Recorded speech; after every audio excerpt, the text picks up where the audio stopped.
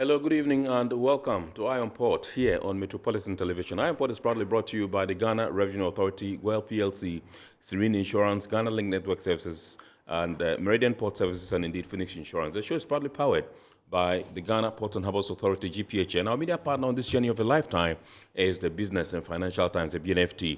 Now, if you want to have a grasp of all the transpired on the show tonight, make a date and grab the Thursday edition of the BNFT, and you'll be able to see all that happened here on the show tonight. This evening, we are streaming live on our social media pages. On Facebook, we are live at Ghana Port and Harbours Authority. Ghana Port and Harbours Authority. Still on Facebook, we are streaming live at Port of Tema.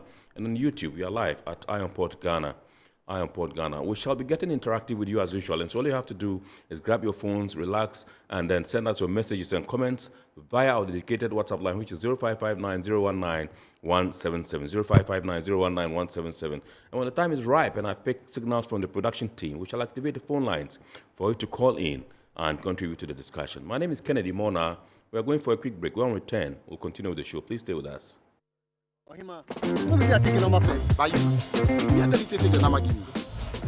Guys, now I'm tired.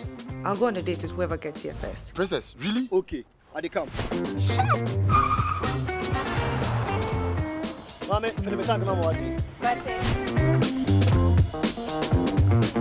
Boss, fill my tank with Super XP Euro 95. Fill up with Super XP Ron 95 and Diesel XP high performance products from Goyle.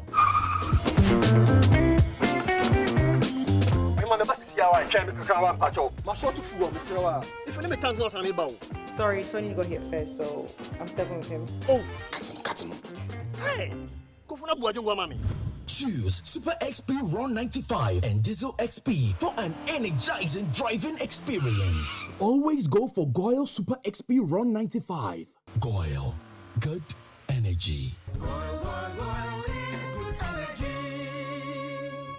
Electricity, then pay your taxes. Yeah, our taxes, our future. Because you see, without our taxes, we wouldn't have good roads, good schools, better hospitals, street lights, and other very important social amenities. When we pay our taxes, we give our children free and quality education. Talga, my money too small. Why should I pay my tax? Look, small. Salifo, it doesn't matter how small or big your business or income is. You still have to pay your taxes.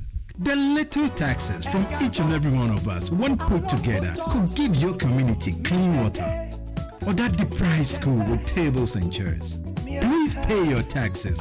It is your responsibility. It is your civic duty. It is the law. Impressive factory. If only I had listened to you, I wouldn't have been in this mess. That devastating fire virtually wiped out the whole factory and my warehouse. Remember my misfortunes last year? Serene Insurance Asset All Risk Fire policy that I took were there to pay for my damaged stocks in the warehouse, and my machines that were affected by the floods have been replaced. My accident vehicle is back on the road thanks to Serene Insurance motor policy. Currently, my goods are on the high seas, covered with their marine cargo insurance policy. I was just telling Ajima about Serene Insurance. Oh, Ajima, tell him more. As a road contractor, I make sure I do my contractors all risk insurance for the project, and then workers' compensation for all the workers on site. With Serene Insurance, they will make sure they will cover your unknown tomorrow today. Serene Insurance, a new face of insurance. Call us now.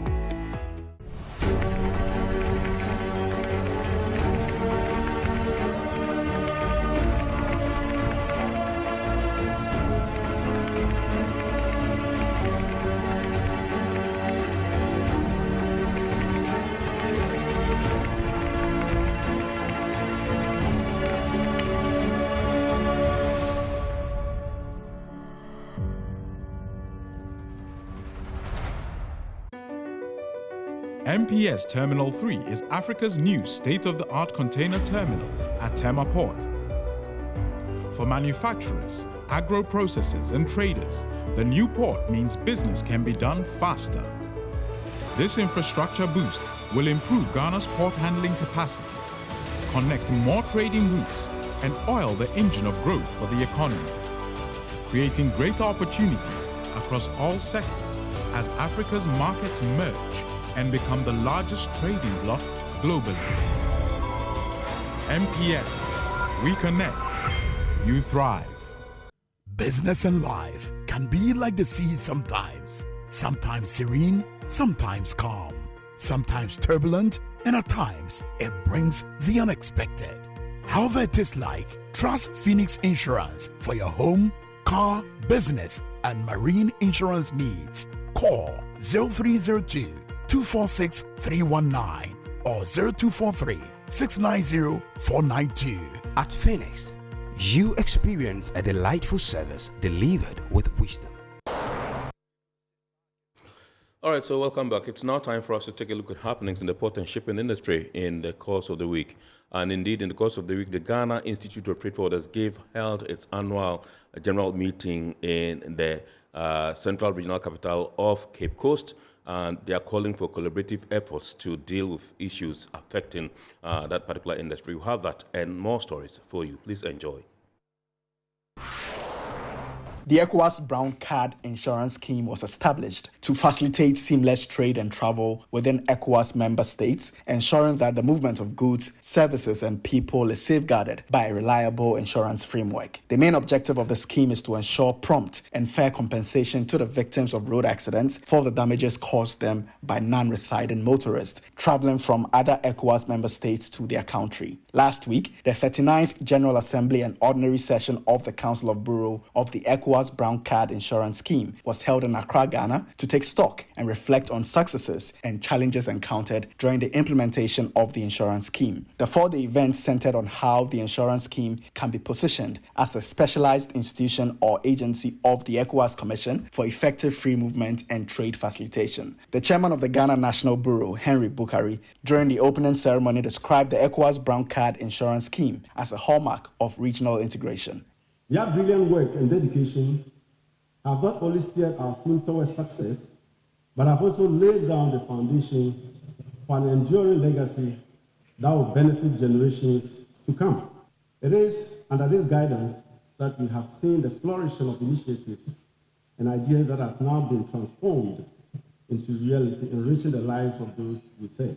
Acting Commissioner of Insurance, Michael Kofiando, called upon all insurers and bureau to adhere to provisions of regulatory frameworks. The advent of automatic brown card issuance promises a more efficient settlement process. Yet, we must not become complacent. Proper reinsurance arrangements are also essential to sustaining this momentum, guaranteeing timely settlement. We call upon the motor underwriting companies to honor the obligations with the same zeal, irrespective of where the claim originates. The Minister for Foreign Affairs and Regional Integration, Shirley Ayoko-Botwe, represented by her deputy Mavis Nkansa-Boedu, charged the Council of Bureau for the ECOWAS Brown Card Insurance Scheme to address the challenges facing the implementation of the scheme to further facilitate and enhance trade and movement of people in the sub-region. Several years down the line, some challenges have arisen, which includes frauds in the acquisition of the certificate at the borders, frauds in the settlement of claims, delays in the settlement of claims, inadequate funding for the National Bureau, and lack of public awareness and education, and amongst others. These issues have hindered the smooth functioning of the scheme and have negatively impacted its effectiveness in facilitating seamless travel and trade within the ECOWAS member states.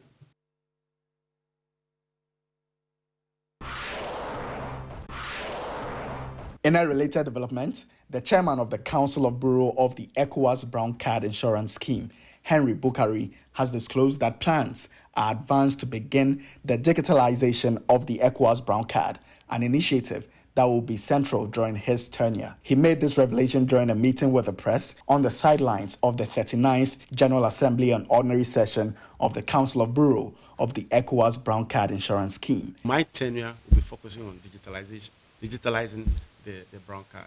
Within the various bureaus or countries, there are some level of work has been done. Ghana, we are digitalized through the National Insurance Commission. Once you buy your insurance, you get your ECOWAS brown card automatically. We have about 7 to 9 countries that have gone through that process.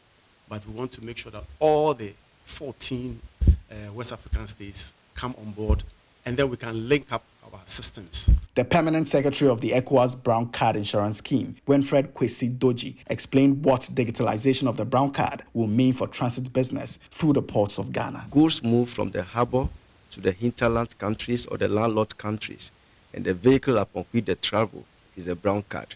So as Chairman said, with a digitalized process, it means easier accessibility to Brown Card, verification become easy, it clear out the bottleneck, and when there is an accident, quicker process of claims, the goods will reach their destination on time.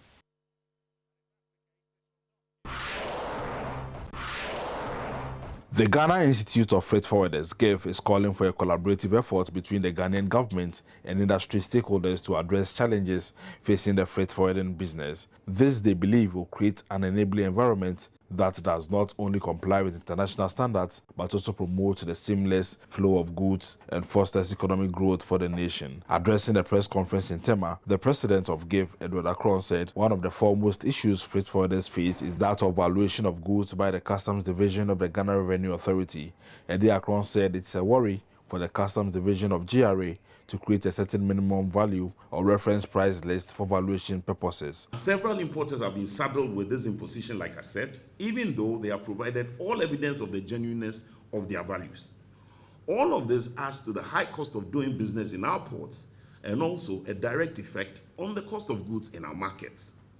So we urge a serious reconsideration of this policy to align with international standards, fostering a conducive environment for trade. The GIFF president said there was a need for the Customs Division to take a look at some issues that are cropping up as a result of the implementation of the interconnected systems for the management of goods in transit, SIGMAT. The SIGMAT system is predominantly a transit verification and assurance one.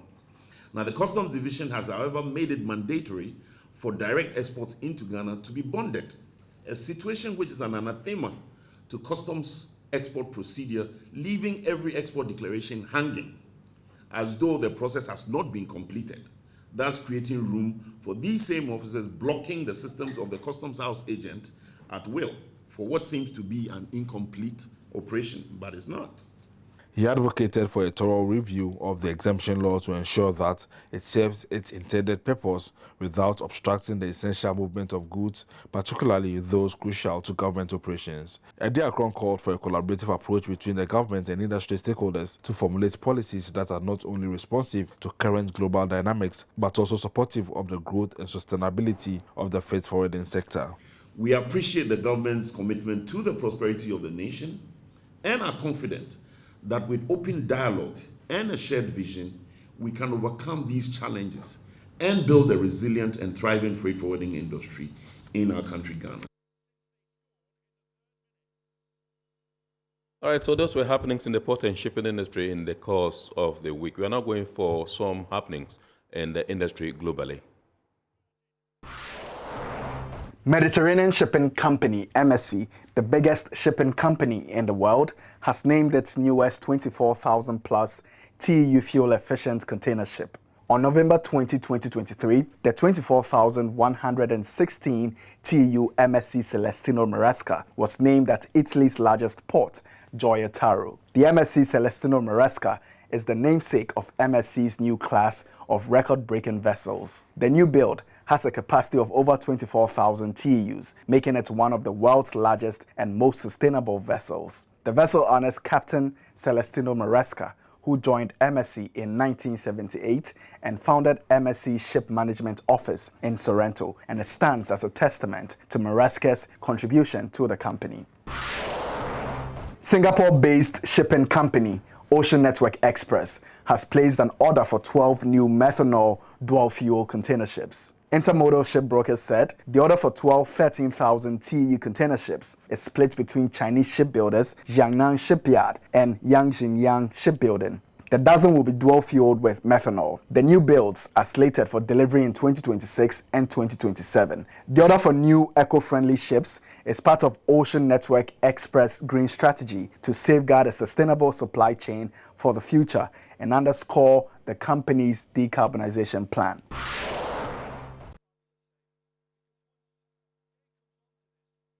All right, so it's now time for us to take a look at the word or phrase of the day. Remember, the word or phrase of the day has been fashioned to bring you up to speed with the terminologies and jargons we use in the shipping industry.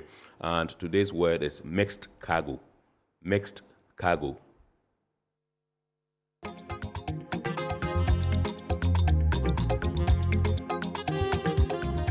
Mixed cargo refers to two or more products carried on board one ship.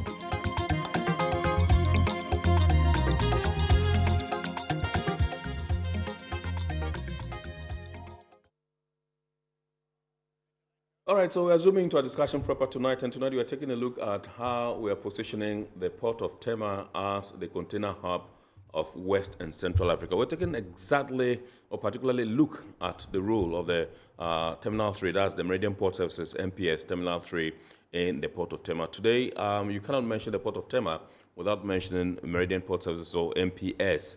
And so we are examining the role of this particular terminal, in our quest to position, the Ghanaian ports as the, hub in West and Central Africa as far as container traffic is concerned. And we are privileged this evening to have no other than the CEO, the Chief Executive Officer of Meridian Port Services, MPS, Mr. Mohammed Samara, in our studios. People call him Mo. That's what he's popularly known as. And so let me say, Mo, good evening and welcome, sir. Thank you, Kennedy. God bless you. Thank you. Awesome. Thank you very much. We are glad you obliged us. We know you're a very busy man, and we've hunted you down for a very long time. Finally, we're glad that you were able to oblige us. Thank you so much indeed. First of all, I want you to perhaps just tell us about the phase 2 of the MPS port expansion. Right, Kennedy. Actually, yesterday... Before you start, I think that there's a video from MPS that we have to play so that we can set the discussion in context.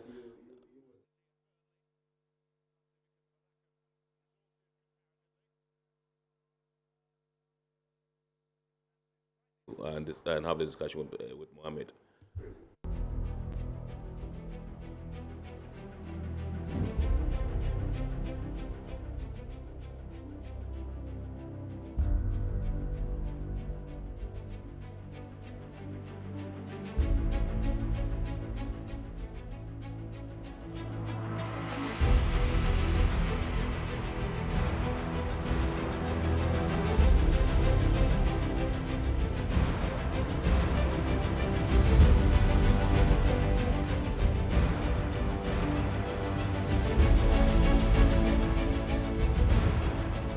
It is an immense pleasure to extend my warmest welcome to all of you on this historic occasion as we gather here to commemorate the commencement of phase 2 of the Tema Port expansion project. Today we stand at the threshold of one of the most ambitious infrastructure development Tema Port has witnessed since its inception in the 1960s. When we embarked on this journey with our partners to establish the container terminal in the Tema port, we envisioned a unique facility that would offer customers a seamless cargo clearance experience with minimal bottlenecks.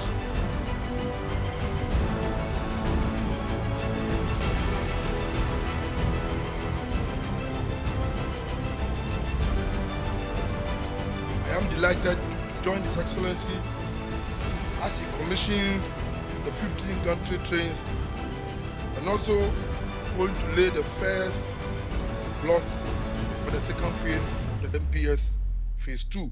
Tema Port, and especially the MPS Terminal 3, remains the best in West and Central Africa. And I want us to just applaud this opportunity that we have, because the positioning now is no longer just positioning us for West and Central Africa, but for Sub-Saharan Africa and later on for Africa.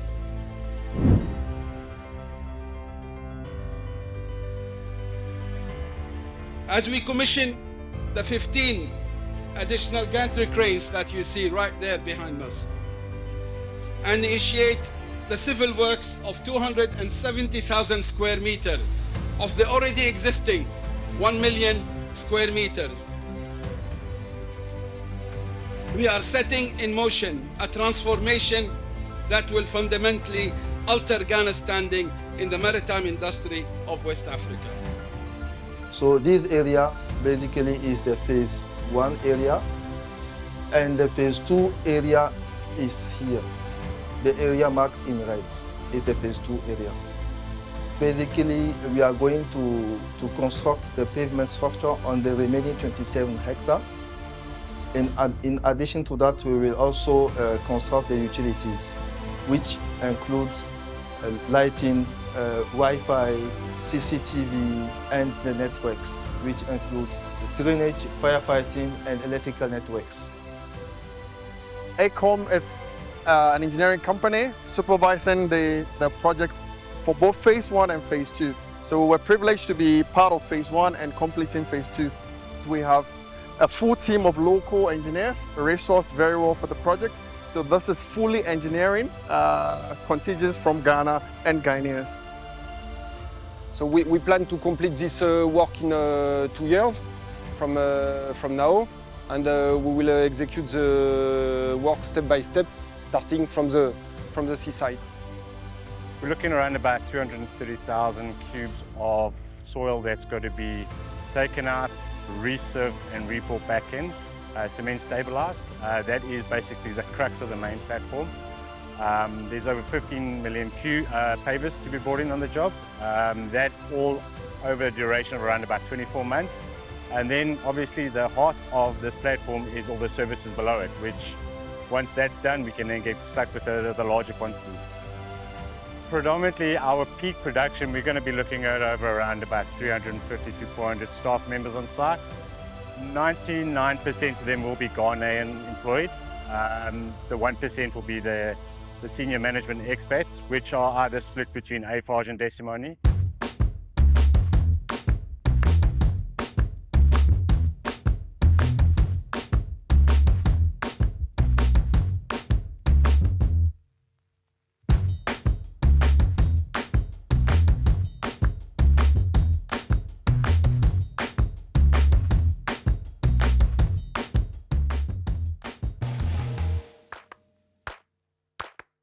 Thanks to MPS efficiency, productivity, this key infrastructure is emerging as a regional hub, providing cost-effective connectivity to all traders in Ghana and within West Africa. This is consistent with Africa Global Logistics Strategy. AGL aims at participating in Africa's transformation by providing integrating logistics solutions to meet current challenges: demographic growth, energy transition, digitalization, and intra-Africa trade development. In that way, AGL will invest and sponsor economic zones, but also develop various logistics infrastructures to connect markets. For sure, all those activities along the value chain will create thousands of job opportunities for the youth of Ghana. Through our partnership with international partners and friends of Ghana, our nation has established a world-class trade infrastructure. The MPS Terminal 3 project is a good example of a logistics platform that will bring this vision to fruition. You may recall that on Wednesday, the 8th of November 2017, on my regional tour of the Greater Accra region, I visited this harbour where the CEO of Meridian Port Services, MPS, in my interaction with him, presented a vision of what this place will become before the end of my tenure of office. 6 years on, we stand on the ground where that vision has been realized to its full extent.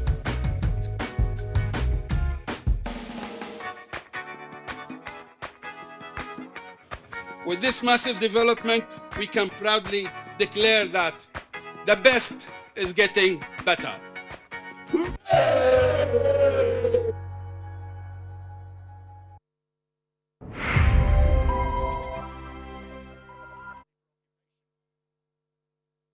Indeed, that was a lucid declaration by Mr. Mohamed Samara that the best is getting better.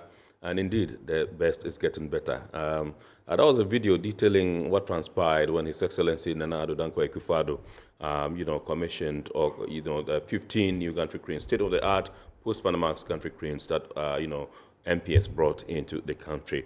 And so you saw all that happened here and all the speeches that were made there. It tells you that, yes, MPS Terminal 3 and the Port of Tema has been put on the map, and we are on our way to becoming actually the container hub of West and Central Africa. Thank you very much indeed, Mo. You did well. That was some awesome job that you guys did over there. Thank you. And you heard the president mention you, said you met him, you put down your vision, and 6 years down the line, he is very, very happy and grateful that, yes, you are attaining that particular vision and goals that you set for yourselves, and all that. Awesome. Thank you. We'll come to this particular event, but first of all, tell us about phase 2 of the Terminal 3. Right. Well, obviously phase 1 was quite an achievement and was the foundation for phase 2. And we set out to develop a brand new harbour basin with a design criteria for 100 years, 100 years of durability, but also 100 years where it can be expanded. And MPS has been concessioned to phase 1 and 2 of that development, but the rest of the harbour basin is in the hands of Ghana Ports and Harbour Authority, who is a partner in Meridian Port Services. Basically, we developed 3 berths. That's 1,000-meter quay wall on the waterfront, and now we're adding 400 more. Okay. We paved and reclaimed 127 hectare from the Atlantic, and we furnished 1 million square meter with the pavement, with the infrastructure below it, all the docks and conduits for the Wi-Fi and the and the digitalization. And now we're adding 270,000 square meters. That's like 27 hectares of paved area, which will add, another 1 million TEU capacity to Tema Port. At the moment, we built enough to handle and equipped, other than built, equipped also to handle 1.5 at the startup. Quickly, we raised it up to 2 million. And with this new expansion, we can go as high as 3.7 million TEU capacity. The gearing with those 15 cranes will bring it to 2.5 million TEU. And our market size is just under 1.5 million. So basically, we are gearing up. We're creating infrastructure that we can grow into in the coming few years. So what I'm saying is that currently the capacity of MPS Terminal 3 stands at 2 million TEUs. 2.5. No, with this upgrade, 2.5 million. Okay, 2.5 million. Yeah. Okay, and you're looking at getting to 3 million. That's by adding more equipment. Absolutely. But the infrastructure, we will build it for 3.5 million. Awesome. Yeah. All right. Okay, and you're adding 400 meters of quay wall. Yes. To the already existing 1,000, Correct. meters. Yeah. So that's going to be 1,400 meters total, of quay yeah. wall. Okay. All right. So I just wanted to tell us about the new cranes that you brought in, 15 of them. Yeah. And we know that these are capital-intensive investments that you are making. Yeah. The price of one crane is no mean, This investment is $55 million. For the 15? For the 15. $55 million. Yes. Right. Tell us about that. And these cranes are the most advanced, actually, cranes in the market at the moment. They are capable of handling, just about all types of vessels in the world. We can handle 10 over deck, and also we can go out to 60 meters on the outreach. That's reaching the 23rd row on board a ship. Right. So a ship with 18,000 TEU capacity, we can easily handle it, within these cranes and efficiently as well.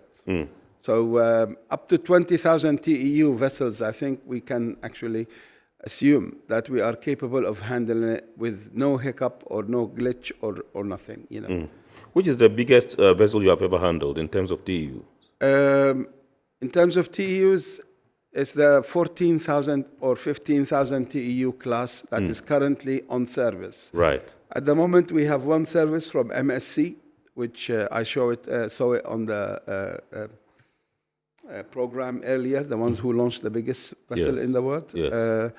They have a weekly service with 14,000 TEU class vessels.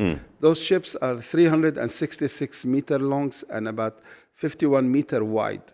And they're capable of carrying 14,000 20-foot containers. Wow.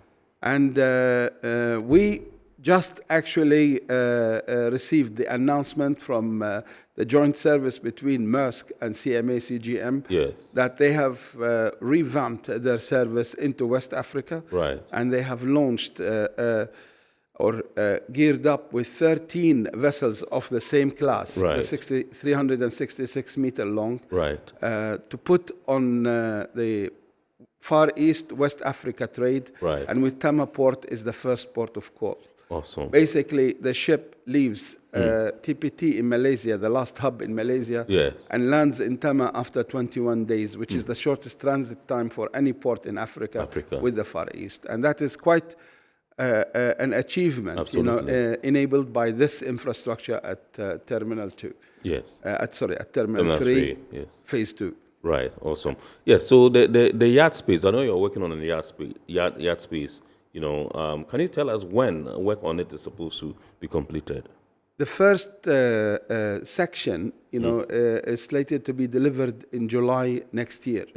So in July next July year, 2024. 24, we will receive 50,000 square meters. Okay. And then from there, we will until September 2025, we will complete the entire. That's September area. 2025. Yes. Okay. But in 20, you complete the entire yard. The entire. Yeah.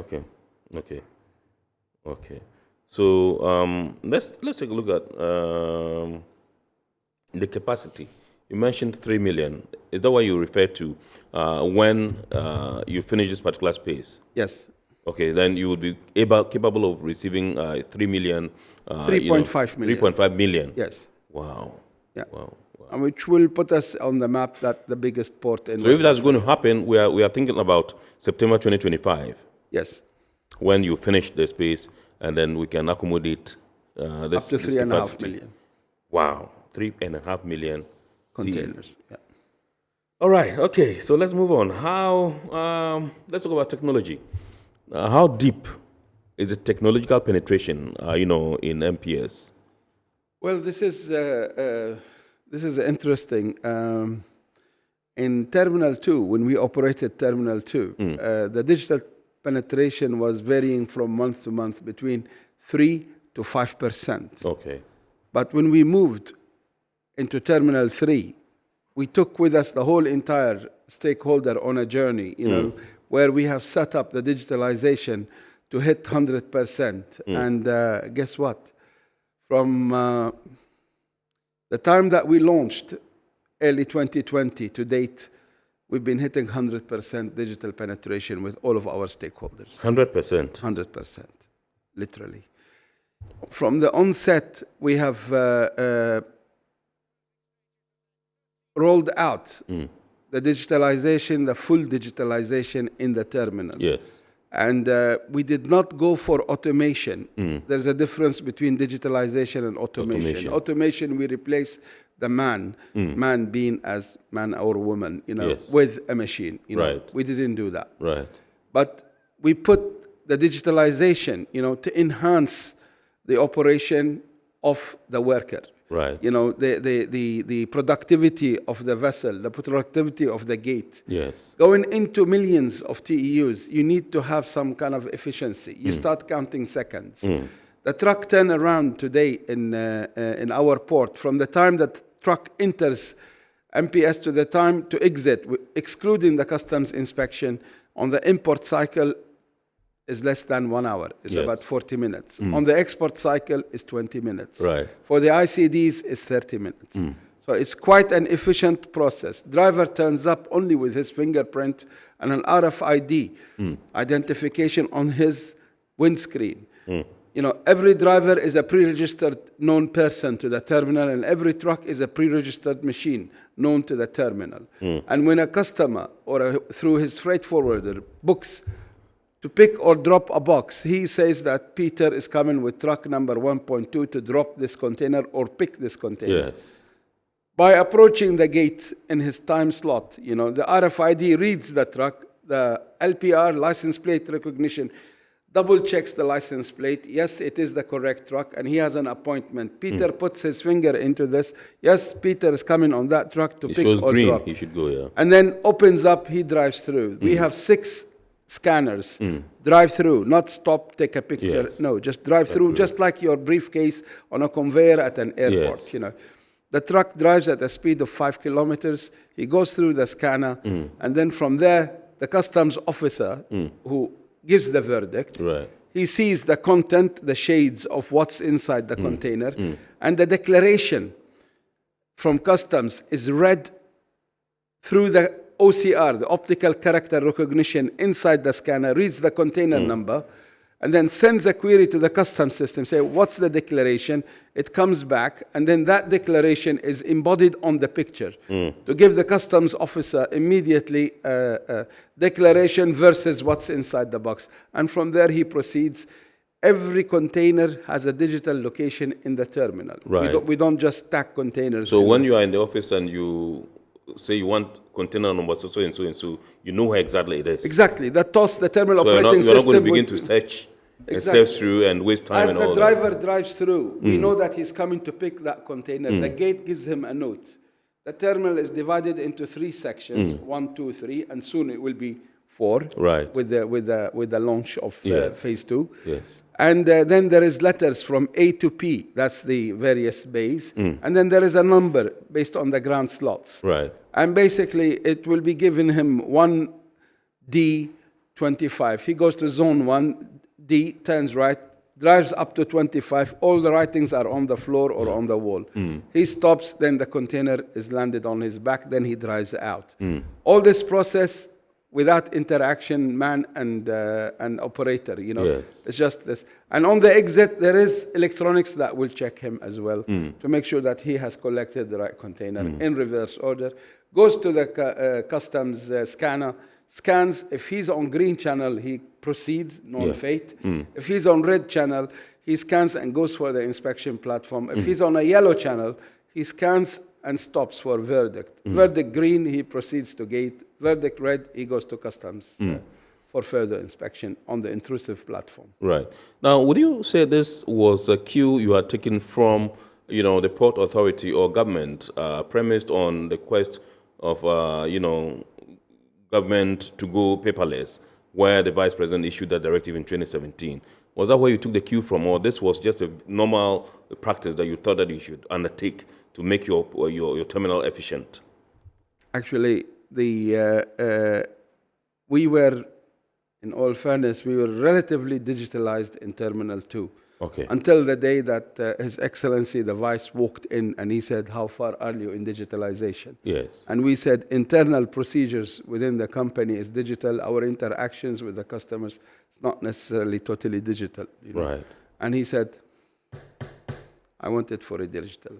Right. And from the onset, you know, we put the foot down and we went all the way out. Yes. So basically, yes, it is the initiatives of the government that drove the process to success. All right. So initially, you drew the dichotomy between between digitalization and automation, where you mentioned the fact that yes, we just didn't, as it were, replace human beings with machines.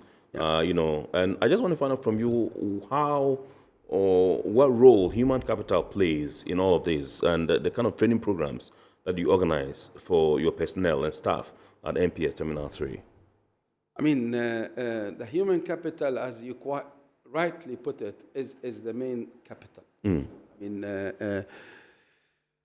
it is key, you know, because we need to be precise, and we need to run with precision, and we need to increase productivity. So basically, that does not happen if the team is not trained to work together. In the past, we used to have foremen in the yard, you know, with a whistle and a walkie-talkie shouting, ushering traffic, this and that. Today, we don't have that. You know, we have people sitting in office behind computers looking at CCTV and also the 3D matrix. Every ship that comes into the port at MPS, we have a 3D model of the vessel, and all the stowage on that vessel is known to us, every box where it is on board the ship. And in the yard is exactly the same. Right. So what we do, we don't run operation like in the conventional old-fashioned way. We actually execute plans. Right. So the team, we have an execution team, which is in the old terms is called the operation team. Yeah. And we have a planner who plans the operation. Basically, no job is being executed on the terminal based on an initiative. It's based on a plan. And those planners, you know, they play a major role in the operation. To reach to that level of sophistication, you need constant training. Training on the terminal operating system, training on the logic, having SOPs, having proper SOPs is, you write it once, but is it really written for life? No, it has to be a live document and has to be continuously tweaked. You know, operation will tweak it, but also we have launched this year a serious training that where the whole entire company has been onboarded on something known in the professional world as lean methodology of operations, and basically every individual of our workforce is an onboarded lean individual, and the management team, the first actually lot has already graduated, and the management team actually will be graduating next week on the lean program. Lean is about cutting cost and cutting waste and improving service to the end user, which is the customer. And that's what we're doing. I'm more interested. Let's dwell a bit more on the lean program. Tell it, I mean, I just want more details about it. Basically, it's to involve the team that work in the thinking process, not just give him an SOP and say, this is the standard operating procedure. Make sure that you are, no. Lean is about how can we do it better.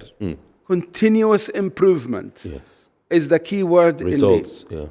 You know, so basically the team sit and analyze it. The other day we had the team on the pinning station, how we put the twist locks on the container. And if you look at the team that walked around, there was somebody from finance, there was somebody from IT, there was somebody from communication. Right. You know her, Leonara was there. Yes. And there was people you wouldn't think that they should be part of the operation. But why are they there? We need fresh eyes. Right. We need good ideas. We need the people of finance to cut the cost, to say, oh, that will cost more money. We need the IT guy who said, oh, but this will communicate with the TOS, with the server. So you will find that it's a hardcore operational function done by a labor, more or less semi-skilled labor.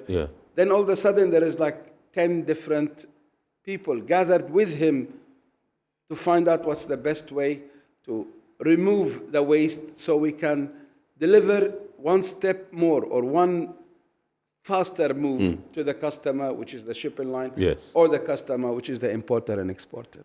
Now, you mentioned earlier on that you have a planner who plans execution every day. Correct. You know, who does all these things. And not one, many. So when you have, great, awesome. So you earlier on, you also mentioned the element of precise and precision, where people can drive in and know at which point a particular container, you know, it can be found and all that. I just want to find out from you, is this planning done on a daily basis, weekly basis, monthly basis, quarterly basis, or how do they do it? Do we assemble at work in the morning, everybody reports, clocks in, and then you enter a boardroom and say, okay, this is how operations is going to turn off or come off today, and so this, so ABCD, that's what we're going to do? Or how does it happen? Right. Well, we have a daily operational meeting every day, religiously, every day, weekend, weekdays, anytime. Right. You know, every day we have a meeting, you know, where we gather everybody and we set what's on the menu today. Right. We have this ship on berth number 1, this ship on what's the deployment of the cranes? We will send 2 cranes here, 4 there, etc., etc. So we look at it, and then and everybody get to set, because the technical team is part of that, we call it the asset maintenance team. They're part of that group. The IT, they're part of that group. The TOS, the terminal operating system guys, they're part of that group.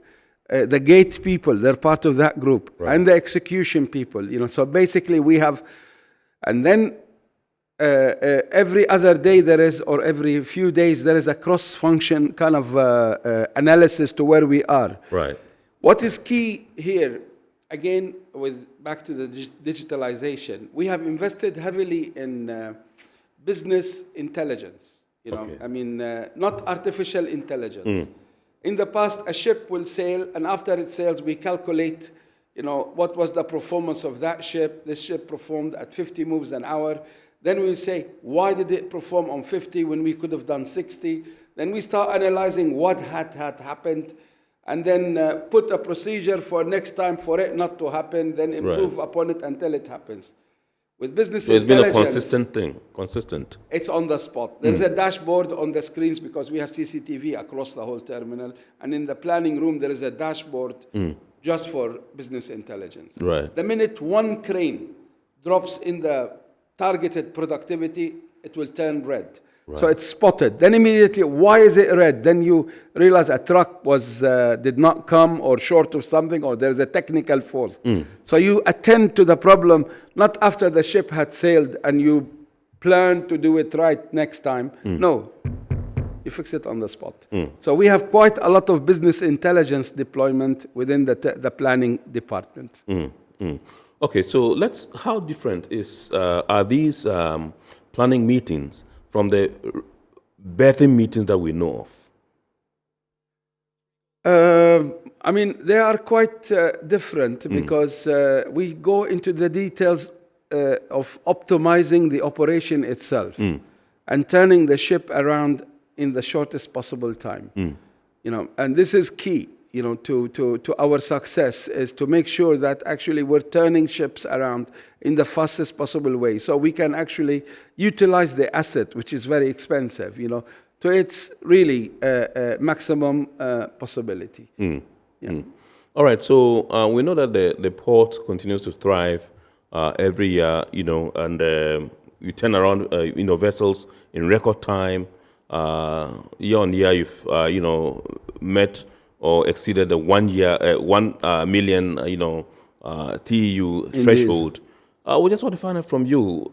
There is, economic challenges globally, but we keep on maintaining the momentum that we have in the port of Tema. Thanks to you. What's the secret? Thanks to the team and thanks to the environment that we work in. Yes. Yeah. So what's the secret? The recipe is I can't say it on TV because then everybody will know. It's like selling your business plan, right? Not really, not at all, not at all. Okay. The recipe could be the recipe for any business. Is to have a strategy, to know your customer and how your customer reacts to things, and to provide really value. We don't sell rates. We don't sell cheap product. We sell very, very, very good product that add value to the shipping line. In Terminal 2, the last good year of Terminal 2 was 730,000 TEU. And when we moved to Terminal 3 in 2020, almost that year we hit the million barrier. And in 2021, we moved to 1.5 million. So in less than a year of operation, we doubled the volume of Ghana. Yes. From three quarters to 1 million to 1.5. Right. But what did we do there? It wasn't all organic growth of the economy. It was also transshipment. Right. We have attracted trade between China and some countries that have challenges that could not take the big ship, where the big ship came to us, and then we transshipped the cargo to neighboring ports. Yes. That's one. But also one big thing, trade between China and Brazil. The West Africa run from the Far East had a capacity. And one of the lines decided that, why not fill it up with Brazilian cargo? Instead of having a service to go to Brazil, I'll bring it to West Africa, and the cross-Atlantic service will pick from West Africa, sends to Brazil. So we've created here, an intercontinental hub Another line, they were exporting citrus fruits, for example, from Cape Town in South Africa to Europe. And they have a service coming from the Middle East around the Cape, and they have a service that comes from Europe, and both crisscross in Tema. So then the Middle East via Cape service picked up the orange containers into Tema, dropped it, and a day later, the Europe service docked in Tema. We loaded it with the citrus that came from Cape Town to take to Europe. So we became again a hub for Europe here.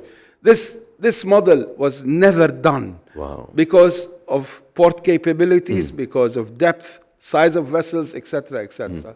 And at the moment, we have signed up for a complete, service, 2 feeder vessels, weekly service into Cotonou, and they swing into Lagos periodically.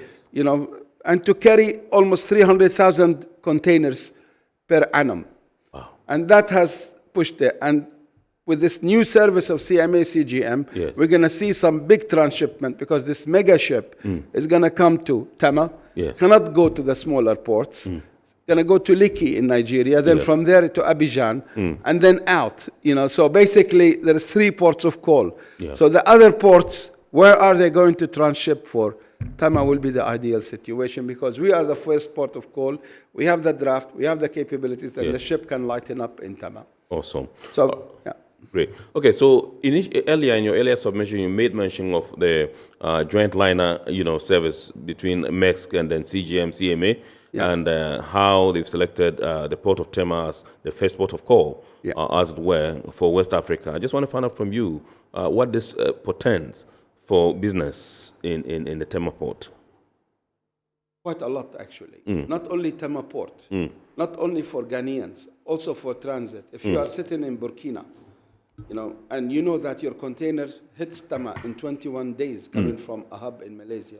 Why would you want to wait for 30 days and to get it out of Abidjan, a week later? Because the ship after Tema is going to Lekki and from there to Abidjan. So it's going to be a faster transit time. So you would want your box to be in Tema first. It's going to bring transit time, it's going to be less. The container is not carried. It's not burning bunkers on board the ship. So it's going to be a lower freight. We have no congestion surcharge because all shipping lines operate on a berthing window in MPS. Every liner and this service will have a set day of when they come, they berth on arrival and they receive the top service and they turn the ship around fast. So basically, we have waived the surcharge, so we are a cheaper port. There is no congestion surcharges, etc., etc.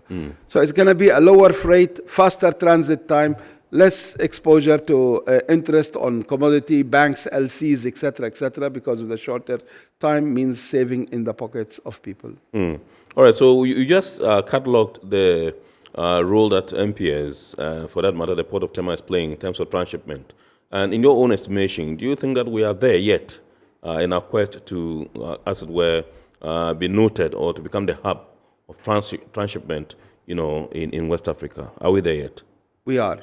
Okay. We are confident and we are there. We had some few challenges earlier with our formalities, customs formalities, etc., but this has been taken out.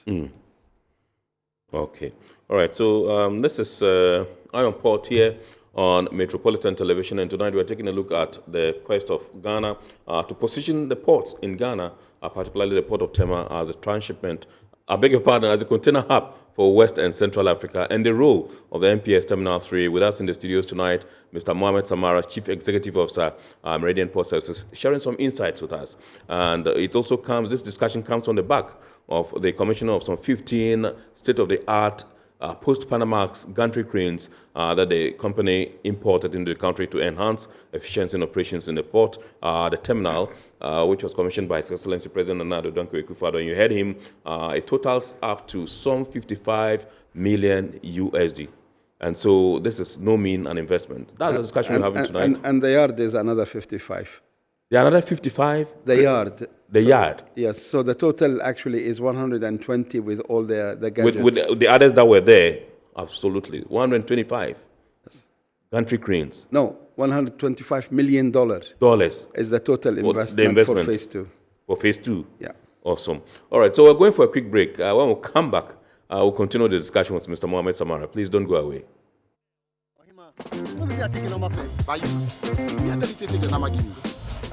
Guys, now I'm tired. I'll go on a date with whoever gets here first. Princess, really? Okay, I dey come.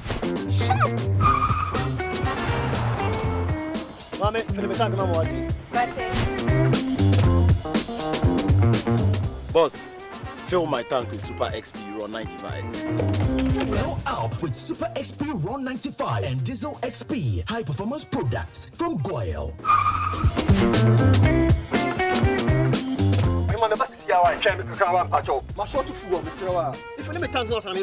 Sorry, Tony got here first, so I'm stepping with him. Oh, cut him. Hey, go for mami. Choose Super XP Ron 95 and Diesel XP for an energizing driving experience. Always go for Goyle Super XP Ron 95. Goyle, good energy. Electricity, then pay your taxes. Yeah. Our taxes, our future. Because you see, without our taxes, we wouldn't have good roads, good schools, better hospitals, street lights, and other very important social amenities. When we pay our taxes, we give our children free and quality education. Talga, my money too small. Why should I pay my tax? Look, small. Salifo, it doesn't matter how small or big your business or income is, you still have to pay your taxes. The little taxes from each and every one of us, when put together, could give your community clean water or that deprived school with tables and chairs. Please pay your taxes. It is your responsibility. It is your civic duty. It is the law. Impressive factory. If only I had listened to you, I wouldn't have been in this mess. That devastating fire virtually wiped out the whole factory and my warehouse. Remember my misfortunes last year? Serene Insurance Asset All Risk Fire policy that I took were there to pay for my damaged stocks in the warehouse. And my machines that were affected by the floods have been replaced. My accident vehicle is back on the road thanks to Serene Insurance motor policy. Currently, my goods are on the high seas covered with their marine cargo insurance policy. I was just telling Ajima about Serene Insurance. Oh, Ajima, tell him more. As a road contractor, I make sure I do my contractors all risk insurance for the projects and then workers' compensation for all the workers on site. With Serene Insurance, they will make sure they will cover your unknown tomorrow today. Serene Insurance, a new face of insurance. Call us now.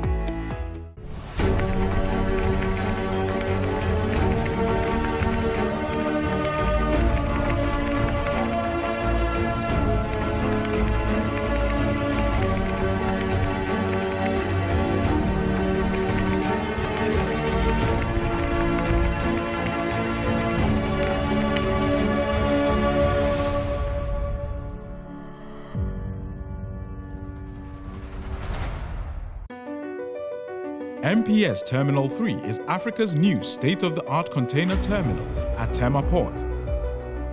For manufacturers, agro-processors and traders, the new port means business can be done faster. This infrastructure boost will improve Ghana's port handling capacity, connect more trading routes, and oil the engine of growth for the economy, creating greater opportunities across all sectors as Africa's markets merge and become the largest trading bloc globally. MPS, we connect, you thrive. Business and life can be like the sea sometimes. Sometimes serene, sometimes calm, sometimes turbulent, and at times it brings the unexpected. However it is like, trust Phoenix Insurance for your home, car, business, and marine insurance needs. Call 0302-246-319 or 0243-690-492. At Phoenix, you experience a delightful service delivered with wisdom. All right, so welcome back. This is Iron Port here on Metropolitan Television, and tonight we're taking a look at the role of the Meridian Port Services Terminal 3, MPS Terminal 3, in our quest to position the Port of Ghana, that's the Port of Tema in particular, to be the container hub in West and Central Africa. And I said earlier on that during the week they received some the President commissioned some 15 state-of-the-art post-Panama country cranes there, which summed up to 55 million USD. We have in the studios Mr. Mohamed Samara, who is the Chief Executive Officer of MPS, sharing some insights with us.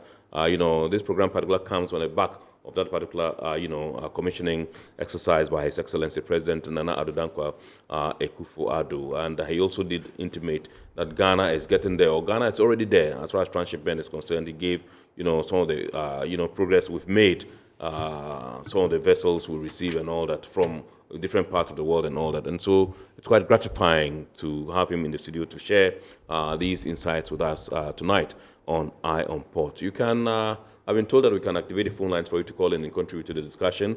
The number to dial is 020-552-8353, 020-552-8353. You can call in and contribute to the discussion. We also have your messages here. Pretty shortly, we shall be sharing them with the rest of the world. We still have some questions for Mr. Mo, as is popularly known as Mr. Samara, as he's popularly known as Mo. That's the name that he loved to be called. All right, so this one says, good evening, Eye on Port. Great discussion with your guest. Kindly ask him how swift are their clearance processes, because we encountered that delays sometime at the terminal. We encountered delays sometimes at the terminal. Is that right? What's the normal clearance time? Well, at MPS, the delivery of the box, yes, on the back of the truck is done within 1 hour. Right. If the container is green channel, he's out in under 1 hour. That's the 40 minutes average, But if it's a red channel, then it goes to inspection. Right. And if there is the inspection, compels the importer to pay extra duty for any reason or another, then they have to process that. The banks are actually on the terminal. All banks are there, But this requires that the importer has to, fund the clearing agent and pay duties, etc., etc. So once the container is out of MPS, it's in the hands of customs. Right. And in the hands of the declaration and what they found in the container or not found. And but if it's a straightforward transaction, it's a drive-through. Right. Okay. All right. This one says, hi, my name is Alexis in Tema. I've had the privilege to be at the Terminal 3, and I must tell you, Mo is right. Everything is so efficient, and you wouldn't see idling personnel around. Kudos, MPS. Well, that's some commendation from one of our viewers. He says he's Alexis in Tema. Okay. I want to know if MPS operates a local content policy or culture for employment at their terminal. It will be nice to know if the many able Ghanaians get absorbed at great institutions like this. This one is from Mansa in Takoradi. Absolutely. I mean, number one promotion is to have empower, the company with, or energize the company with Ghanaian workforce and well trained and receive the proper training to that effect. From technical to IT to operational planning, and we have sent people abroad to train, and we have also brought the trainers into the country to train, the mass. And training plays a major role in our. Actually, we have a complete kind of floor almost. Is a training center dedicated to training. Yes, okay. Yes. We have a training center, and it's active. You need to book it, in advance. I mean, you cannot just wake up 1 week and say, can I take the training room for 2 hours? No, they will give you an appointment a week in advance. Okay. Is it booked by the various departments? For instance, if I belong to the communications department, I think that I have a training program for my unit, I need to book the training center? Yeah, we have a training department, actually. We have, in human resource, we have a unit just in charge of training. Right. So you coordinate with them, and they will schedule you inside the program. Okay. Yeah. Awesome. All right, this one says, I want Mo to confirm if what he said earlier means Tema Port will be the first port MSC vessels will call on the west coast of Africa. And when will this begin? I'm curious. This one is from Robbie in Accra. Right. The Far East service, the first ship actually will be loading on 5th of December. Okay. And it will loop through a few ports in China, then it will stop at Korea, and then from Korea down to Singapore, which is a hub in the Far East. Singapore collect containers from various ports, and then from Singapore cross the water opposite Singapore, Malaysia, TPT. That's another hub. It will collect containers in TPT, and from TPT straight into Tema, and it will be the first call. Yes. Will be in Tema on the 16th of January. 16th January. Yes. It sets off on the 6th of December. From 5th of December to 16th of January is the first service. Okay. And from there, every week, we will have a service. Wow, every week? Every week. And the ship size is the 14,000 TEU vessel class.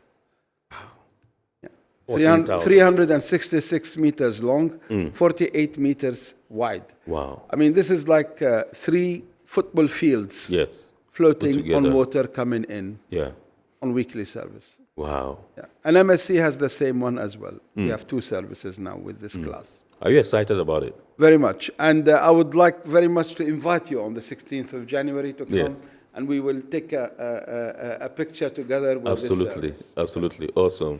Yeah. Great. Okay. Okay.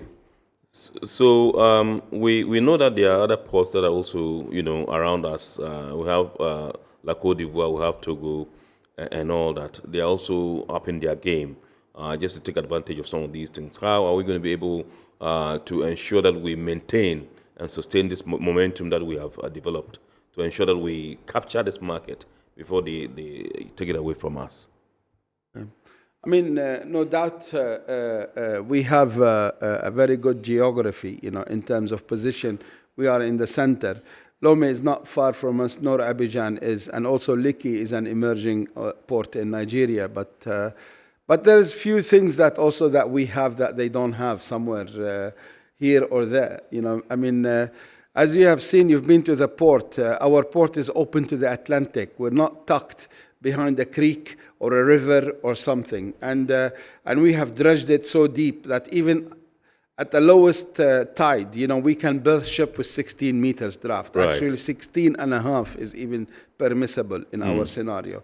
So we've got the deep water, we've got the crane capability. What's the MPS, the draft? What's the depth? We are marketing our draft as 16 meters. 16 meters, okay. At any given moment, low water or high water. Okay. Or to be more specific, at the low water, we can take ships with 16 meter draft, okay. Because we have 17 and a half below that. Right. Yeah. Awesome. Okay. So basically, we've got an edge over some of these ports, whether it's with our key length, depth, or the outreach of our cranes. Yes. So we have more than one dimension that we have ticked, let me put it this way, all the boxes. Some ports tick 3, some ports tick 2, some ports tick none. Right. But we have ticked every box. Every box. That a shipping line would want to have inside a hub. Awesome. Awesome. All right, so there are people that are of the view that we need to, it's about time Ghana owns some ships. I mean, we are not going back to the days of the Black Star Line, because I think that's quite far-fetched because of the enormous investment that would have to go into it. But albeit, some people think that, yes, it is something that we must do. Recently, in the recent past, we had MV Adobia, which was a feeder vessel that fed, neighboring countries like Nigeria and all that. Yeah. Do you think that it's about time we do that? We get such vessels to feed, the continent? Well, I mean, this is really, really important. I mean, owning the ship and operating the ship is one thing, and encouraging people to own it, private sector. To run it as a state, maybe I don't know what to say. It will be difficult for the state to run, business. Yes. They can run policies and make rules, regulation through the maritime industry and the various bodies, Ministry of Transport and this. But as for the running, we can create the enabling environment, because the number of shipping lines that they make home in a port, in a hub port, are many. Examples are everywhere. Right. So basically, the more Ghana becomes a hub, as a first port of hub, then there will be shipping lines willing to deploy the feeder service or partner with somebody in Ghana, to deploy the feeder service. This feeder service will make Ghana as a home for it. So basically, we start crewing in Ghana to operate these vessels and also receive bunkers, receive food, receive whatever from the home port of Tema.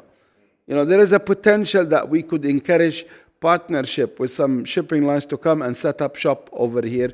And this will also add to the dry dock. There's so many benefits that we can kind of count on. Right. So let's take a look at COVID. When COVID came, it affected the way the ports operated. Yeah. We just want to find out from you what you think can be done so that we can get ourselves in readiness. In this case of any such events, we are able to kind of like contain such situations. Well, in COVID, we did not stop one day, one shift, 1 hour, 1 minute. We operated 24/7 throughout COVID. We immediately, when COVID happened, we formed a crisis management team. Right. Made up of various members of the management, and we overlooked the whole thing. And so, because it's an essential service, we couldn't stop it. We were like the airport, like the hospital. So we continued to manage the affairs.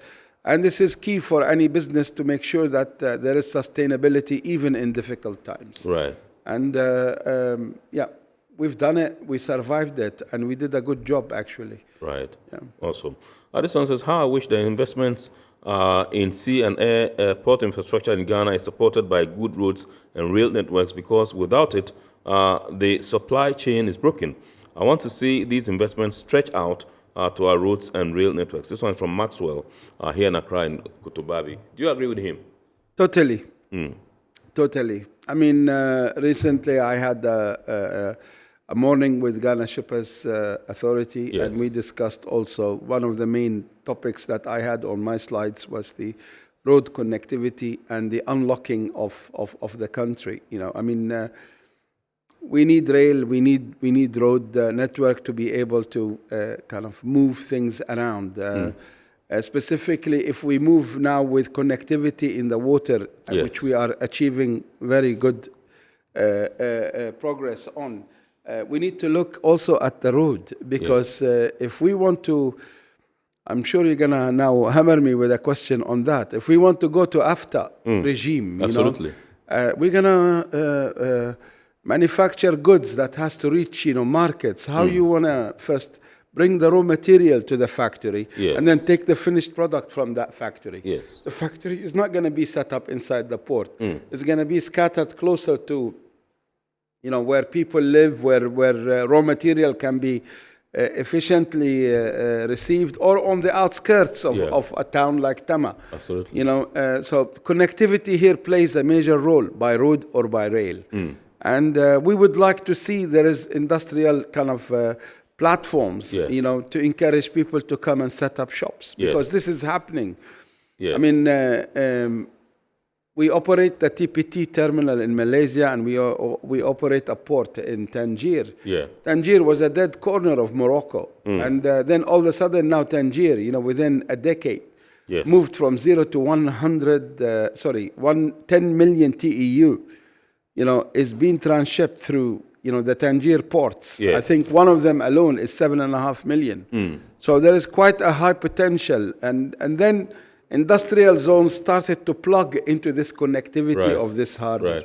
Right. So it's key to develop road networks and rail to connect, at least the capital cities of Tema, regional capitals I'm talking about. With the main hub, in the port, so they can actually have access to markets, whether they import from or export from, and specifically within Africa.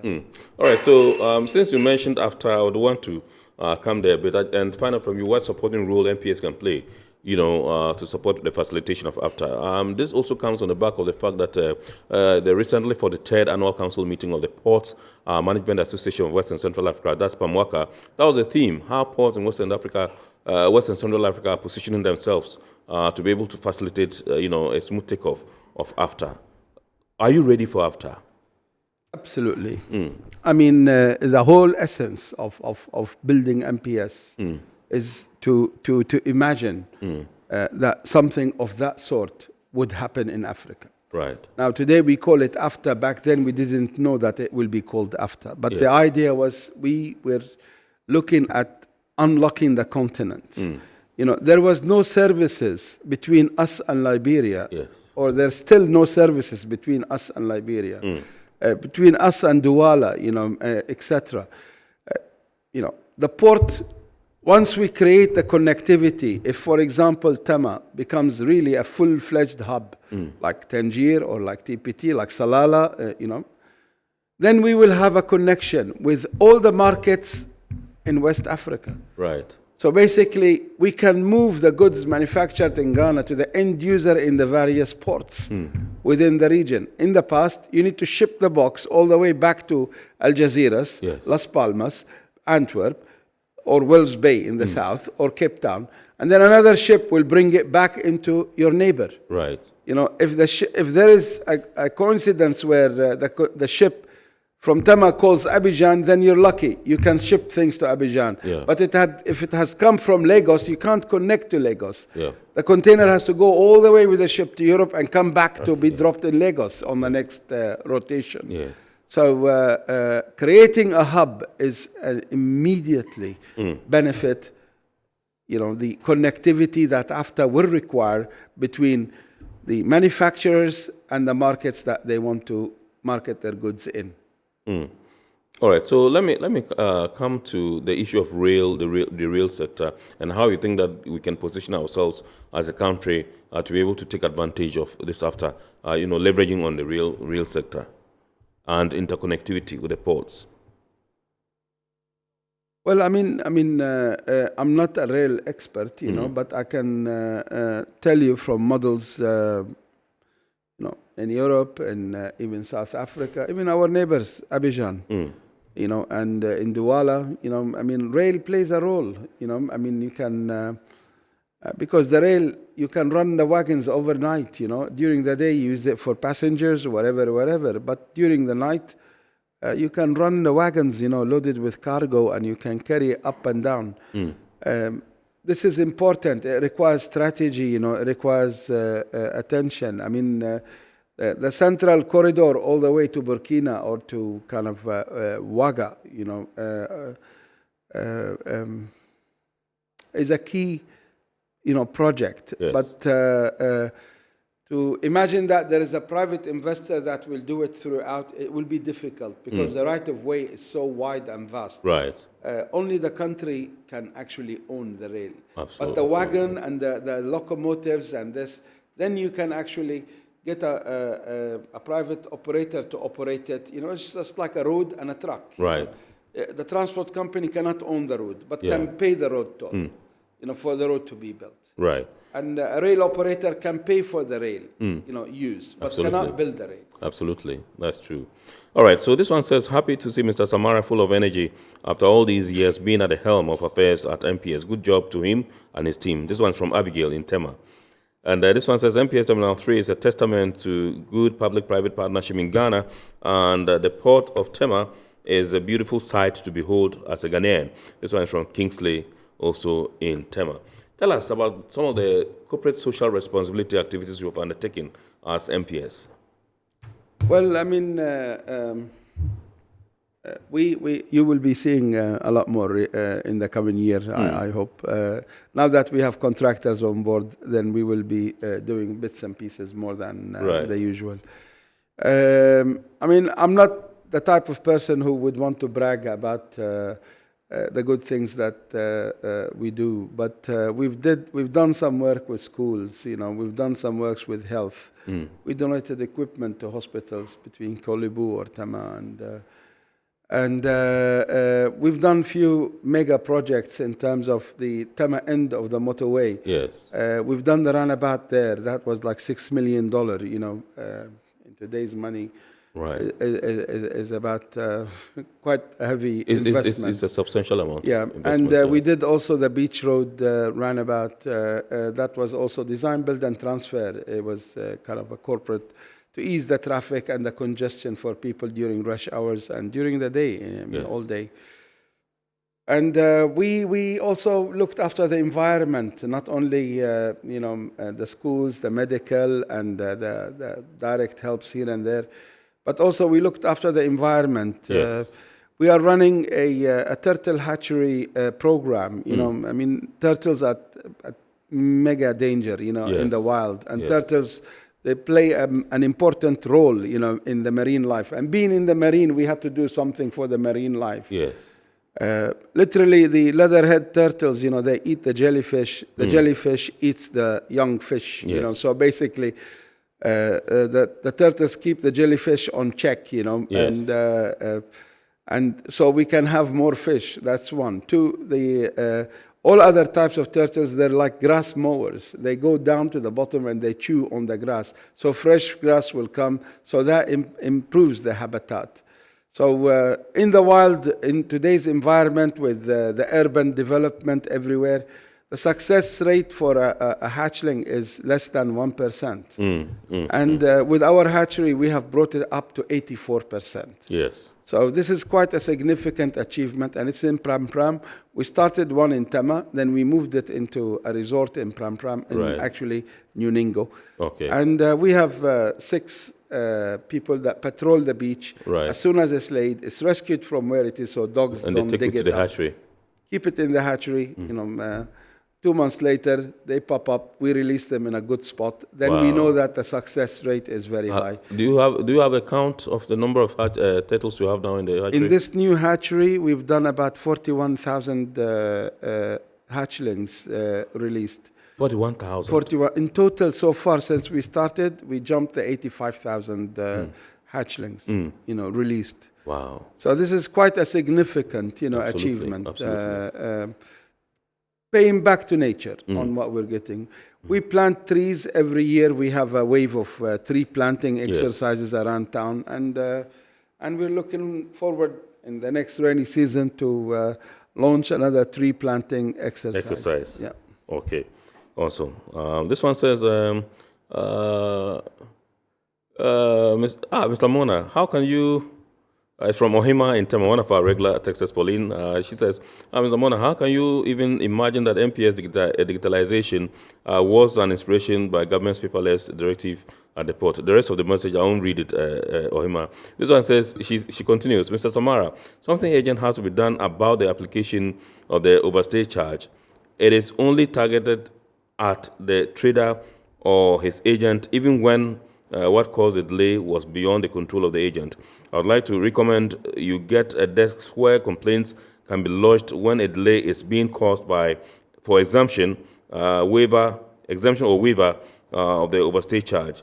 Do take a look at GIFF's letter to your outfit on this matter so we can collaborate to eliminate the injustice being meted out to the trader. Are you aware of this particular issue?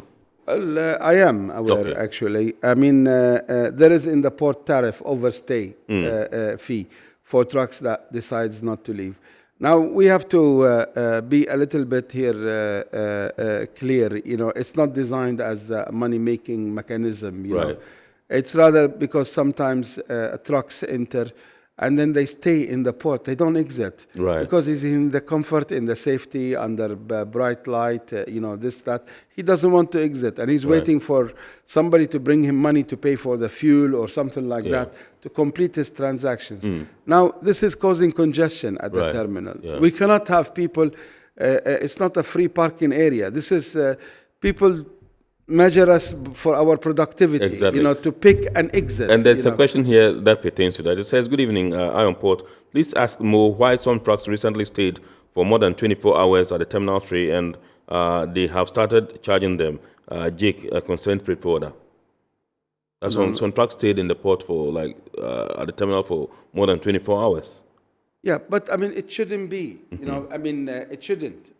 They should actually pick and exit. Some people do want to park the truck and wait for the morning for somebody to bring them the fuel money or something like that, and then for them to roll and proceed. And this is not a parking lot. This is an area where every zone where the truck is parked, where customs, Yes. is a buffer zone. Right. Once you're done, you have to be out, so somebody else will be in. Yeah. And if you stay there, you're penalizing also somebody else Yeah. who is supposed to receive service and exit, but this truck is blocking its way. Right. Because we cannot park, create a car park, truck Absolutely. park Awesome. for so many trucks. That's true. Yeah. Very true.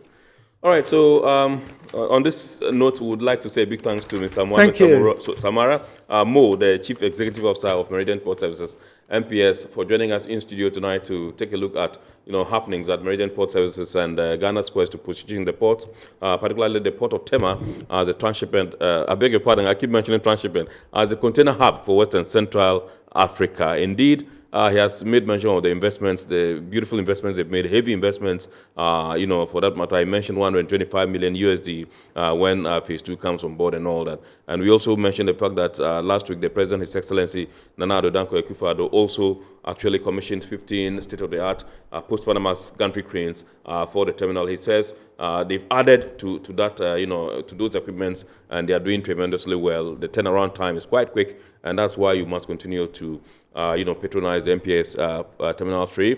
Indeed, also, he did make mention of the fact that the joint lineup partnership between Maersk and the CMA-CGM has selected Ghana, that's the port of Tema, as the first port of call when it begins. He says starting from the 5th of December and on the 16th of January, the first vessel would arrive in the port. And every week, he mentioned, there's going to be an arrival of a vessel following or arising from that particular joint business partnership. And so it's good news for Ghanaians, it's good news for the Port of Tema, it's good news for MPS, and we thank him so much for being a part of the show tonight. Thank you very much, Mo. We are glad to have you. We know that we shall have you again some other time. With pleasure. I just want to add, yes, on the commissioning ceremony, yes, all the cranes that they were operated, yes, they were operated by ladies. Ladies? So all the 15 cranes all of them by that ladies. were demonstrated during that were lady operated. That's a discussion for another day. We have a good number of It's them. a discussion for Maybe another day. We should go and interview. Absolutely, we will. So, viewers, we'd like to say a big thanks to our sponsors, Ghana Revenue Authority, GWEL PLC, Serene Insurance, Ghana Link Network Services, Meridian Port Services, and indeed Phoenix Insurance. We also entreat you to keep watching the rest of our programs here. And remember to watch the abridged version of Iron Port on Wednesday at 8:30 p.m. on Ghana Television. My name is Kennedy Mona. We thank you so much for being our guest tonight. And remember, we shall bounce back next week, God willing, with another wonderful edition of the show. Stay tuned and keep on keeping on. Have a super week ahead. Good evening.